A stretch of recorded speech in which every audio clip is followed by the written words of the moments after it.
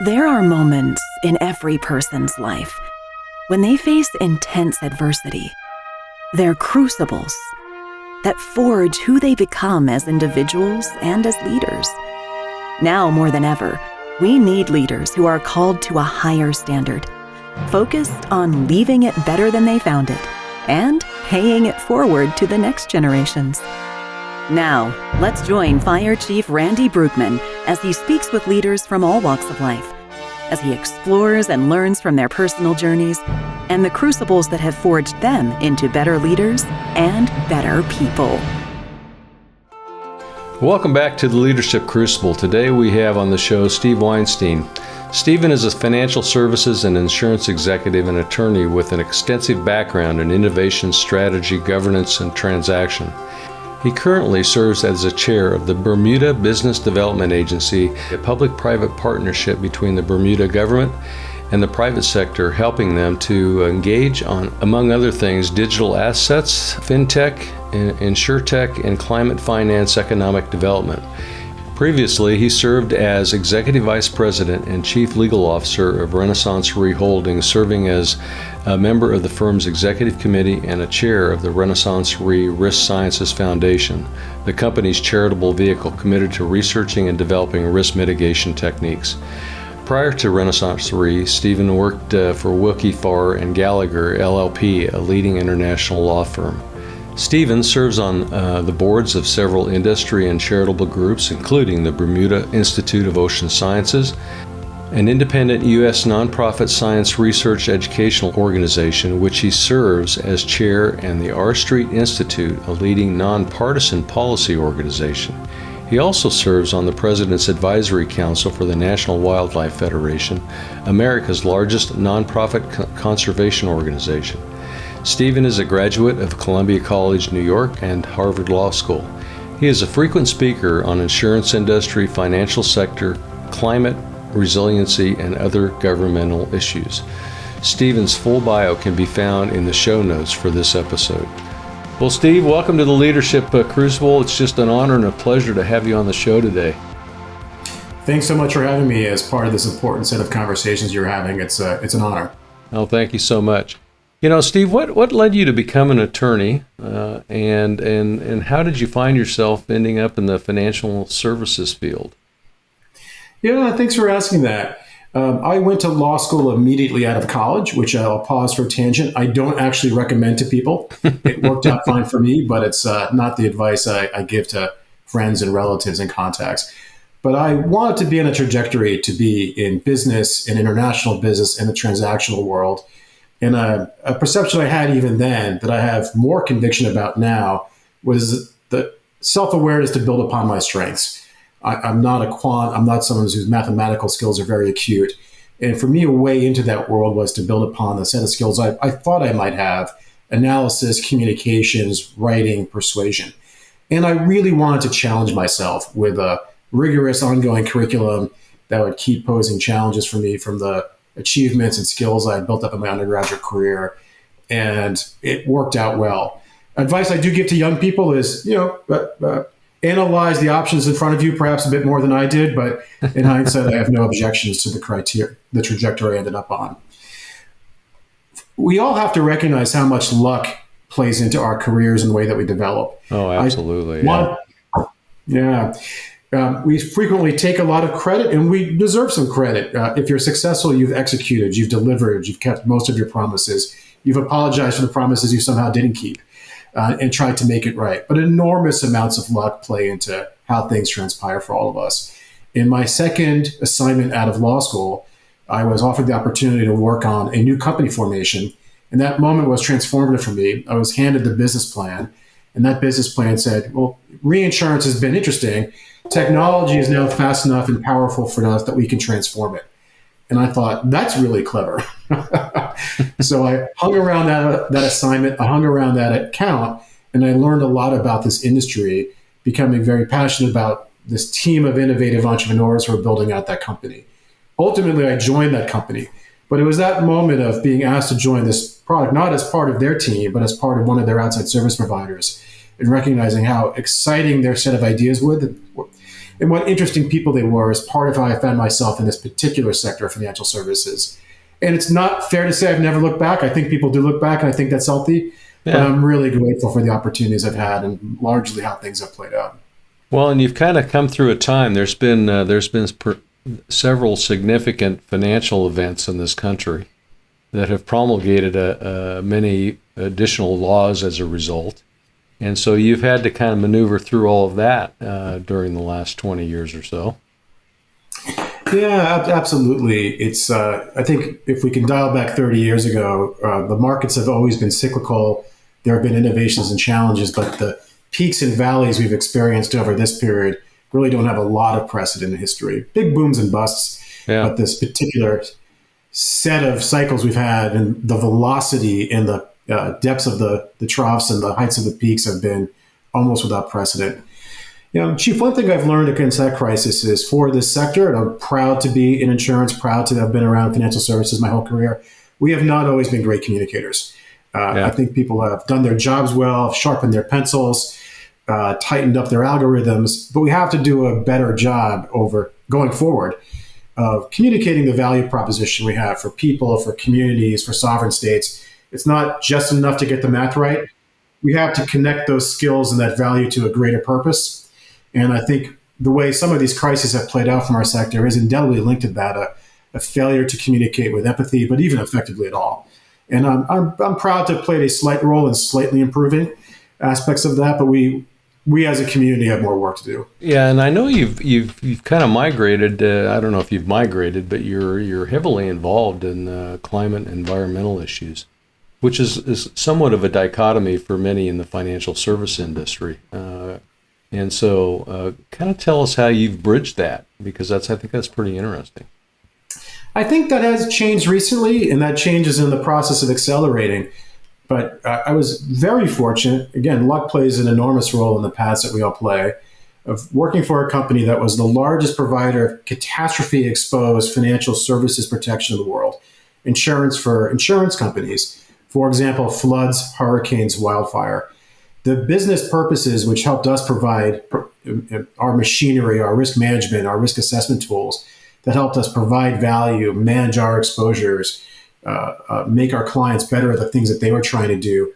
We're telling our team of experts, these risks are getting worse. And it wasn't the purpose of our inquiry to understand why, but it was clear to the scientists around the organization that anthropomorphic climate change, human-oriented climate change, was making the risks of flood more frequent and severe, storms more severe and probably more frequent.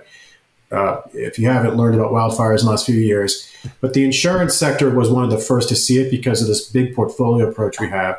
And I'm very grateful for that company that we leaned in with a willingness to share what we were seeing, to promote life safety, to try to reduce the cost of these events. And that connected that organization and myself personally to this extremely rewarding network of people also working to reduce climate risks, help our communities mitigate what is now, unfortunately, a lot of change, as we say, baked into the cake. Yeah, community resiliency really does take a team. One of the things that I learned as a fire chief is, we can do our little piece of it, but it takes the insurance industry, it takes the residents to become resilient in and of themselves, and it takes really a real global viewpoint on creating resiliency not only for the planet but for each community and even in your neighborhood. And sometimes we lose sight of that. Chief, there are a couple of important insights in there, and let me quickly bite onto two. Every success comes with a team. No one puts out a fire by themselves. Maybe a kitchen fire. But no one launches an IPO by themselves. No one forms a company by themselves. And certainly climate change, to mitigate it, it's all hands on deck. The flip side of that is we all have a role to play. The challenge is so significant. It's so holistic. Whether things big and large in our personal and professional lives can make a difference. And I urge us to embrace that as a thrilling opportunity, not exclusively something to be frightened of. And then you also touched upon something about one fire can be one fire. One hurricane can be the weather. But if you step back and have access to a global portfolio, lots and lots of fires beyond the historical record, that's a trend. Yeah. So we spend a lot of time trying to share that with people. Yeah. What is weather and what's a trend? Yeah. I can assure you the current wildfire signal is a trend. Yeah, yeah, and some of our natural floodplains that we keep having natural disasters in, and then we go back and what do? 6 weeks later we start to rebuild exactly in the same place. You've touched upon one of my passion projects. We take enormous societal resources in the United States to send people back to the same location with the same construction, exposing their families to the exact same hazard. Yeah. So that's not smart. No. And no, I think it was Einstein that said, if you get you're not going to get the different result, with the same level of thinking that brought you there. So. But the upside of that is that's a man-made crisis, and that means we can fix it. We can't change the climate, although we can start to mitigate some of the worst impacts, and we should. Yeah. But we can take a look at the tools and incentives that we've done, mostly inadvertently. Those signals that we're talking about, no one set out to do that. That's not the point of that program. But it's time for us to step back and assess, how's it working?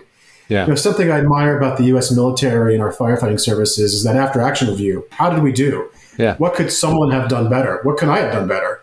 Yeah. And we can take that with these public policy and financing programs and ask ourselves, is it working the way that we intended?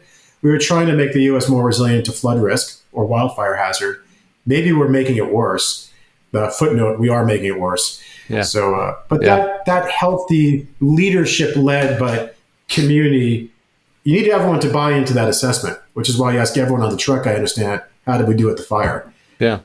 Yeah, and it doesn't have to be an emergency situation. We would always do after action reports when we would go to city council, and we weren't successful, and we would sit down with our leadership team and say, why weren't we successful? What could we have done differently? And some of it was just politics, but some of it was we didn't come armed with the right information. We didn't present it correctly, and so that's a good learning experience for us. Chief, one thing I experienced as part of those after action reviews, and it's part of one's leadership journey, early on, I will imagine for the moment, you may have been one of the most vigorous firefighters on the truck. And in an after action review, the people who ran up the stairs first, you want to hear from them first. When you evolve into leadership, you should go last. Yeah. It's really important for the team around you that was out there in the field, out there on the project, to get their voices into the assessment first, even for those of us who think we might have a bias towards knowing a lot of the answers, to hold back and let people put their voices in the room. It's important for after action reviews. It's important for other processes, and it's part of that journey towards leadership. Oh, absolutely. So we talked a little bit, about how the pandemic has kind of reshaped and evolved our existing leadership paradigms, if you will. And, what's your thought on that? I think it did. And, thank you for raising that. It's something I've thought a lot about over the last few years. And I won't assert that the pandemic has brought into being values and virtues of leadership that didn't exist before, but it's focused our attention on some features of leadership that maybe weren't as prominent in the years just before. And one is empathy. The necessity for leaders at a time when everything was wrong with everything. And, we had a health crisis, that was a financial crisis, that was an employment crisis, that was a loneliness crisis. It required us to pause from being action-oriented and results-oriented and keen on measuring, and those are important things, and to embrace our empathy and put it out in the world. And now, as we tell ourselves, rightly or wrongly, that the pandemic is behind us, I urge a lot of people I speak to, including myself, not to lose sight of that. It's always valuable. The pandemic just really showed in sharp resolution how important a leadership trait empathy is. Mm-hmm. It also transformed blocking and tackling for our operating models of how we operate. Pre-pandemic, it mattered a lot to me to walk over to someone's desk and ask them how they're doing once in a while. I flew around the world to physically visit my team, ask them in person, how you're doing, how can I help you, what do you need? Over 2 years, none of that was possible. We had to find alternative ways to communicate and to nurture and to lead and to support. It's technology like the technology we're using right now. It's not perfect, but it was better than just quitting. And we have to build new muscles, new habits. The upside of this is the possibility of building out teams globally, nationally, from different locations, accommodating people's work and time and commute practices. But that will call upon those of us who want to be leaders to accommodate new practices, to empower and support our teams in these new paradigms that were going to happen anyway. The technology was there. The pandemic just dramatically accelerated its implementation. Yeah, I've read several articles that have said that we did 10 to 15 years of innovation in about 18 months. And the interesting thing is that we were able to adapt to it that quickly. And that's a key word. It's an important word in the climate debate, but it's also an important leadership word, adaptation. There are always challenges, and one doesn't always defeat them. One adapts. Organizations adapt, teams adapt, people adapt. And learning to embrace adaptation rather than a binary, I've won and you've lost, or it occurred, it was conquered, or I'm choosing to ignore it, is an important part of both leadership and coaching. Yeah, and I think what we're seeing now is that, a lot of the bureaucracies that we've all worked in are trying to go back to exactly the way it was before the pandemic. And, there's this kind of interesting dynamic going on because there's a lot of people that don't want to do that. And so it'll all fall out eventually, I think, but it's kind of an interesting, I guess, viewpoint if you look at both sides and kind of ask yourself, well, I wonder where this is going to end up. What's the workplace going to look like in 5 to 10 years? I think very different than it did 10 years ago. And I'll share a bias. I concur with you. There's a snapback instinct in various corners of the business world, the investing world, the public sector world. But the younger generation is resisting that. And I think that's a failure of certain leaders to recognize that adaptation is called for. And, it's a regression to the mean of how I prefer to operate rather than an investment in the procedures and people, the human capital that can help your organization be the best that it can be. And I don't think we can go back. So I think people that are putting a finger in that dike haven't run the numbers on the gravitational pull of these trends. No. And I think there's a healthy balance there because there are a lot of people that want to be in the office, and there are others that don't want to be and probably don't have to be. So I think if you can reach that balance, but that's again a good perspective on doing an after action report from whether you're a private corporation or federal government, local government, and say, okay, we've come through this pandemic. What did we learn? How do we do it better? Because we'll face something next time, maybe another pandemic, or it'll be something. How do we get better and do it better the next time? One of the lessons of insurance or your field is the next one is coming. It may or may not be exactly or a lot like the last one, but the next disaster, the next fire, the next emergency, as you say, what can we draw from the experience collectively we've all just had and face the next one with better information, better preparation, better resolve? We've learned things, and we let's also land on an agreed set of facts about what happened. Oh, yeah. Well, we could start there. Yeah, that's always a good place to start. Yeah. So I agree with you. Well, I know you've probably faced some situations in your life that have really, tested you and probably helped to kind of shape who you've become, not only as a leader, but as a person. So, would you like to share a little bit about, some of those experiences? Yeah, let me share two. One almost exclusively professional and one that blends a bit of the professional and the personal.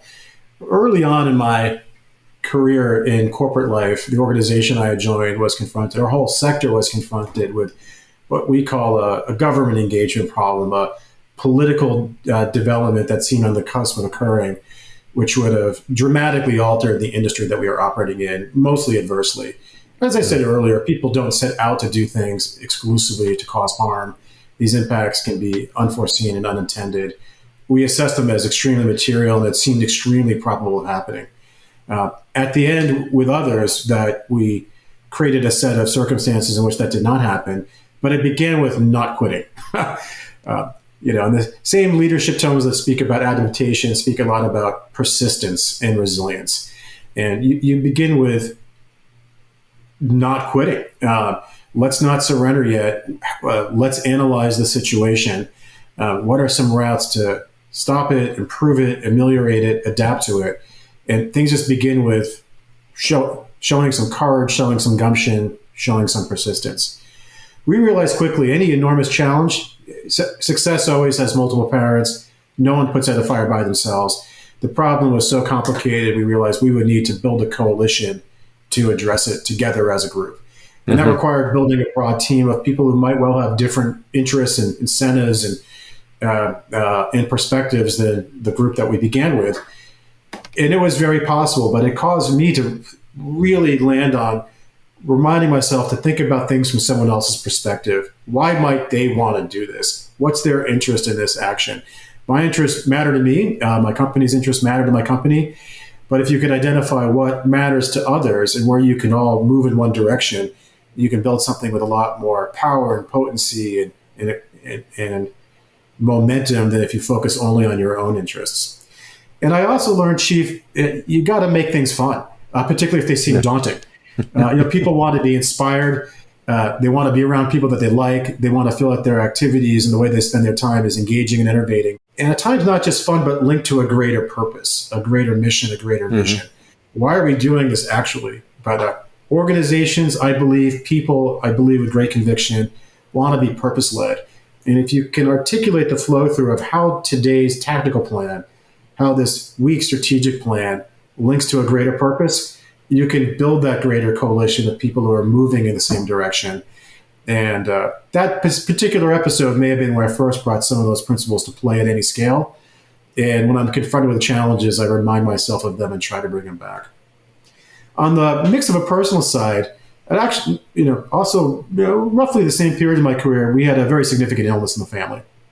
And the most important thing was for my loved one to get better, but there were professional business complexities. And that was an enormously important time for me. Punchline, health issues solved, the most important data point. But I began with anxiety to be vulnerable, to not be able to work 20 hours a day. My perception of, at the time, was I always want to look and be perceived to be strong for my team. And by being very transparent and candid about my needs, my vulnerability, where I would need help, it turned out people wanted to help.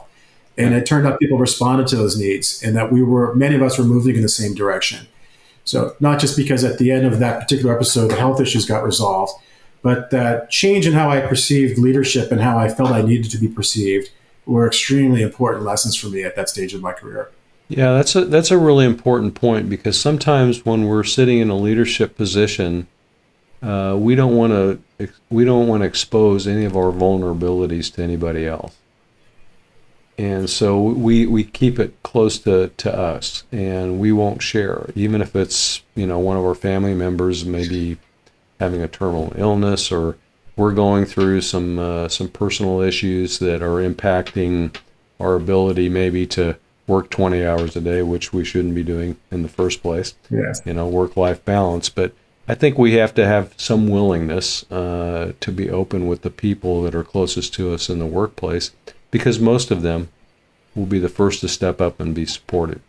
I came to learn that through that experience. I also realized too, unless you are candid, unless you're willing to be transparent to some degree, as the leader, people, they look at you, they study you, and there's a real risk that they'll see your anxiety about a health issue, about something else in your life, and think it's your organization. Are we going bankrupt? Is my team on the chopping block? Is this professional challenge insurmountable? Because people will connect their own dots with the data that they have in front of them. And you owe it to the group around you to provide some level of transparency, even if that exposes vulnerability. But I'm not sure going into that episode, I thought in those terms. Yeah. And coming out of it, I really try to remember those lessons. Yeah, that's really point. Yeah, your team's going to pick up on that anxiety. They'll make up their own stories. They're going to tell their own story. So, and they'll tell an accurate story if you give them both dots. Yeah. But yeah, you have to help them along with that a little bit. So what do you think is what are some of the foundational elements to becoming a good leader? One thing I believe is there's no one size fits all recipe. Mm-hmm. There's no one answer for all leadership models. And the first time I one of the first things I coach people who are moving in positions: identify yourself. What are you good at? What are your weaknesses? Where are you going to choose to develop? And where are you going to just supplement what you have with different support systems? It's okay to have different models. Some people are great orators. Some people are not. Some people are extremely empathetic. Some of us have to keep working at it. We all bring different skills, and you can be a successful leader off of any base. But there are some things, Chief, I think are kind of non-negotiable. Although there are some outlier data sets, you can't trade away integrity. You can't trade away honesty, because people see through that very quickly. And I think it's really important to have courage. Courage can take the form of someone who's willing to run into a burning building. Not all of us are. But courage can also mean launching a new company. It can mean leading into an initiative, tackling the biggest couple challenges an organization has, knowing that you don't know if you can succeed. But without courage, you can't lead. You can be a good doer. You can be a great teammate. But there's a level of fortitude, I think, that most leaders have, which is combined frequently, I think, with humbleness. And there are some outlying examples, perhaps, but mostly that interesting mix of courage and humility is a common trait among a lot of successful leaders. And I'm working my way towards both of them. Well, I think we all do. I mean, we all still work on it. Yeah, I agree. I think that one of the failings of many great leaders that I've worked with, or at least the just one that really stands out, is their inability to have those courageous conversations with people when something's not right. I mean, they can be humble, great, they're really good at everything that they do, but they can't sit down with somebody that they need to kind of reschool a little bit and get them on the right track, because those are uncomfortable situations to do that. I agree. And early on in my leadership journey, to learn how to do that respectfully, but head on was part of my own development. And I've wondered a lot at times, can we reframe that need? There's a great book on this topic, Difficult Conversations, but it begins with the premise that we all find it difficult, or challenging conversations, tough conversations. They're important conversations. Yeah. I think to some degree, I'm not going to brand it. It could turn out great. If it doesn't, I can't control that. What I can control is my candor, my willingness to listen, my resoluteness when I've got something decided. But they are so important to do. And if you dodge those conversations, you're doing that person a disservice, your organization a disservice, and your own prospects a disservice. Yeah, I've had 2 or 3 of those where when you have to sit down with an employee and say, this just isn't working out for me, and it's not working out for the organization. And you always have some emotional upheaval over that. But in every case, they've come back and said, I appreciate that conversation, and they ended up in a better place. They didn't leave the organization. We just found them the right spot. We had put them in the wrong spot.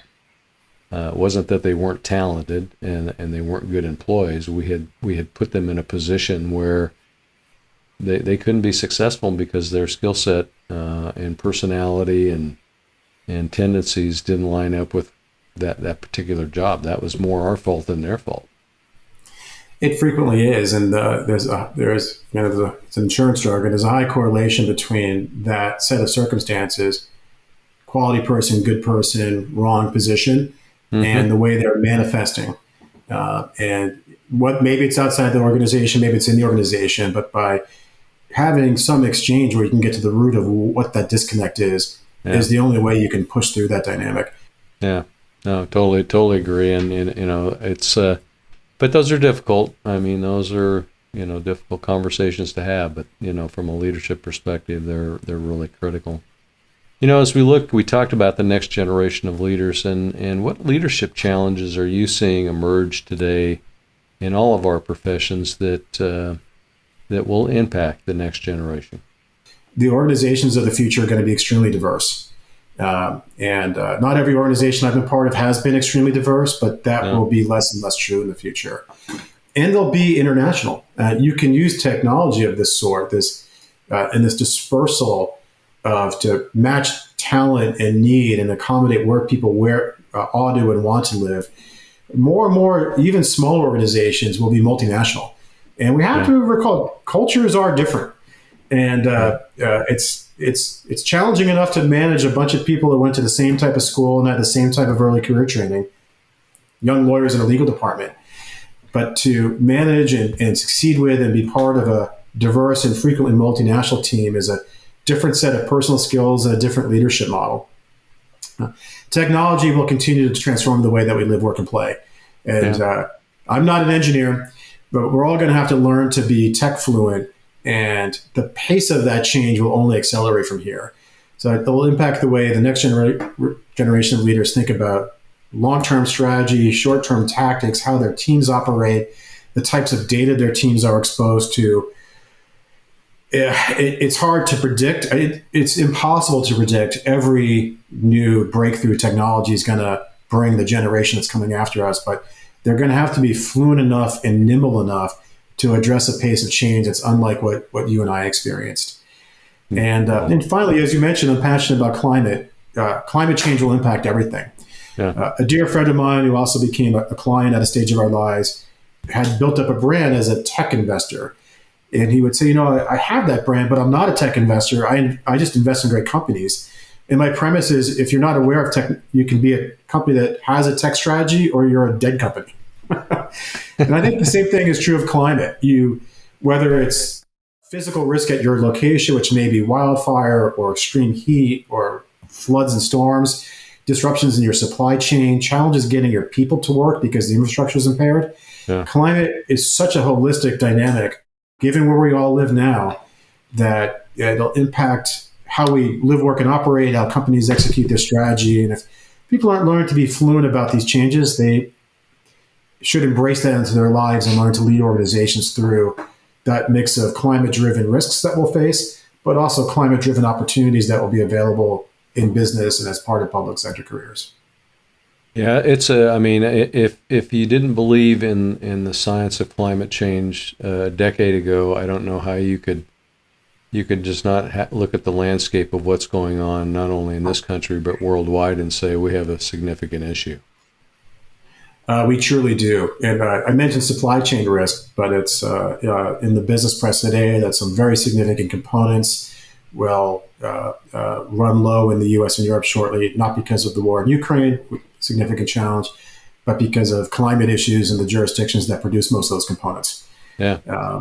So whether it's the fires burning in places they didn't used to burn, or products unable to get to us or others from where they come because of climate risks, it's no longer whether it's a trend. There are also enormous opportunities to invest in the transition that we need, to support the mitigation we have to have. Yeah. And I think it will suffuse over time just about everything in the same way that railroads and highways did in early generations, as we knit a more climate resilient world together.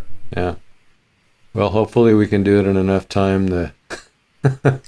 We have no time to waste. Yeah, we have no time to waste. That's for sure. So, well, as we kind of wrap up today, I'd like you to, if you would, just to, what takeaways would you like to leave today to help someone become a better leader and maybe a better person as they move forward in their own journey? Well, a couple sweeping observations to that. At times in our conversations, you've asked, as a leader, should you keep investing in your own skills? And I think is extremely important as a leader. You should, because you'll tackle the challenges you don't yet know how to do. But even more important is to invest in the skills of your team. And it's that switch. How can I be the best firefighter I can be, or the best securities lawyer I can be, to what does my team need so that each of them succeeds, that they succeed individually and we succeed as a group, is an important shift towards leadership that I learned to care a lot about. And I would encourage young developing leaders to think about. You frequently get to a position to have the opportunity off of a skill set that you have, but then you transition to a set of challenges you haven't faced yet. Yeah. And people aren't hiring you to continue to be the best programmer or the best financial analyst. They've hired you to be the leader. And that means making the whole team better. And I'd remind people, be passionate, be excited, be honest. It's hard to inspire people to work with you if they don't see that you care a lot about it. It helps if you care a lot about them too, but care about your vision and have conviction in where you're trying to lead. And that's the most important challenge, stroke, opportunity you can think of. People want to do things that are meaningful and follow someone, work with someone who has conviction about the seriousness of the purpose of the team. It's really important to save lives from fires. But there's a wide range of activities that have gravity, that have importance, that can suffuse an organization and one's workday with that type of value. And teams look to the leader to help knit that together for them. And I'll leave it like, make it fun. Everything is better when the people like to see you and like to hear from you and like to see each other. And if you can create the conditions where things are serious but pleasant, mission-oriented but exciting, the returns can be greater than when those conditions are not met. Absolutely. I mean, you've probably worked for folks, because I've worked for a couple that, when they walk through your door, I mean, you were just happy to see them, and it kind of just made your day having that discussion. And then there were others, when they walked through the door, you knew you were going to get yelled at, or I need this by in the next 20 minutes, or it was a negative experience. And so I think from a leader's perspective, you always want to have that positive experience on your employees, and it's not difficult to do. If I could tape that to my virtual desk, I would. But I realize slowly too that when people wander into my physical or virtual office, they're frequently confronting a challenge. Yeah. And I try to give them positive energy first by thanking them for coming to me. It is a problem, it is a challenge, but we'll work on this together. Yeah. And make them feel good about the interaction, not bad. And when people are, and I bet this is true of your life, I try to show the most affirmative energy when people are identifying a mistake they've made. That's the best thing you can do. Yeah. Thank you for telling me. Thank you for getting that to me quickly. I'm really, really pleased. And people are nervous to talk to the boss. They're nervous to identify a mistake, and they're nervous to go to the boss with a great idea. And if you can make that exchange exciting for them, not onerous, your own career will thrive and the organization will be healthier. Yeah. Yeah, and there was another point that you talked about the team, and it's when that firefighter goes into to that building, or the attorney goes in to argue a case in court, there were 45 people that nobody sees that actually help to prepare them to do that, and sometimes that gets lost. And I think that that the person that's working in the accounting department, your receptionist at the front desk, the folks that do all of the daily stuff that goes unseen but is actually critical for us are our first responders. The true first responders are 911 dispatchers. You never hear about them, but if they get it wrong on the front end, it's going to go bad on the back end. And the same is true, I think, in every profession. Where it starts is critical. Someone took the dispatch call. Someone kept the trucks in good repair. Someone drove the truck. Yeah. Someone paid the insurance on the truck, which of course everyone ought to do. And likewise, I've never been prouder of the insurance organizations that I've been involved in when we pay the claims, when you wire people the money to rebuild after an event. Yeah. That actually is the product in that world. But it's the accountants who made sure your numbers were right. It's the rating agency team that made sure you had the ratings that supported customer trust. That moment of glory was supported by everyone across the organization, and who's ever on the front lines of that moment, you're well advised to thank and appreciate the totality of the effort that brings the organization to those moments. Yeah, I totally agree. Sometimes it's just about the person we're looking at, but we as leaders have to remember that it's about all of the team that brought that fruition together. So, the ability to do that in the first place. So, and that's important. And then I think it's an important leadership lesson for not only future leaders, but for existing leaders as well, because I've worked with many that have forgotten that. That's not always a sustainable recipe for continuing leadership, but no, yes. It's not. Well, Steve, thanks for being on the Leadership Crucible today. We sure appreciate your insights and willingness to come on the show, and we'll have you on again here in the future. And wish you continued success. Thank you very much for including me today, and even more importantly, thanks for engaging in this project. It's so important, and I look forward to observing all the other conversations you're having. And thanks for initiating this series of great conversations on such a critical topic. I really appreciate it. Oh, thank you. Appreciate it. Thanks for listening to the Leadership Crucible podcast. If you have a story of adversity you'd like to share, we'd love to hear it. Visit us at theleadershipcruciblepodcast.com and join us next time as we continue to explore how to live lives of success and significance.